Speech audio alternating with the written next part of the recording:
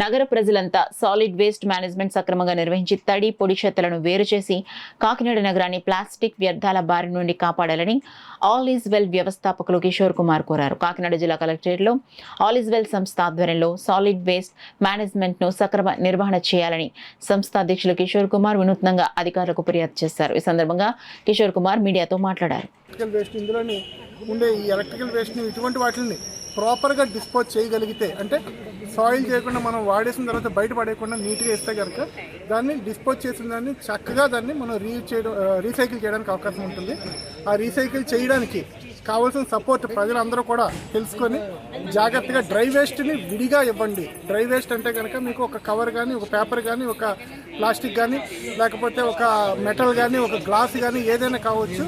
పొడిగా ఉండేవన్నీ విడిగా పెట్టండి, తడిగా ఉండే వాటిని విడిగా ఇవ్వండి. కార్పొరేషన్ వాళ్ళు మీ దగ్గరకు వస్తున్నారు, ప్రతిదాన్ని కూడా తడి చెత్తను విడిగా తీసుకెళ్ళి దాన్ని కంపోస్ట్ చేస్తున్నారు.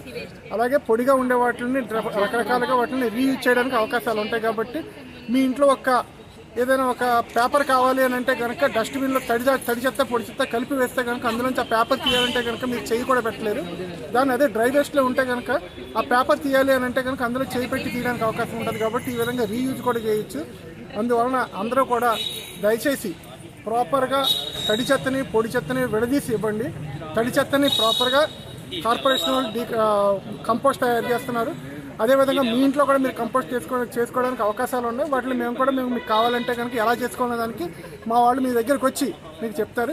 ఇటువంటి విషయాలన్నీ తెలుసుకోవాలి అని అంటే కనుక మమ్మల్ని అప్రోచ్ అవ్వచ్చు. 96690024కి మీరు ఫోన్ చేస్తే కనుక మా వారు వస్తారు. మా వాళ్ళు వచ్చి మీకు ట్రైన్ చేస్తారు. అదేవిధంగా ఈ ప్రసన్న గారు మా all is well foundation member.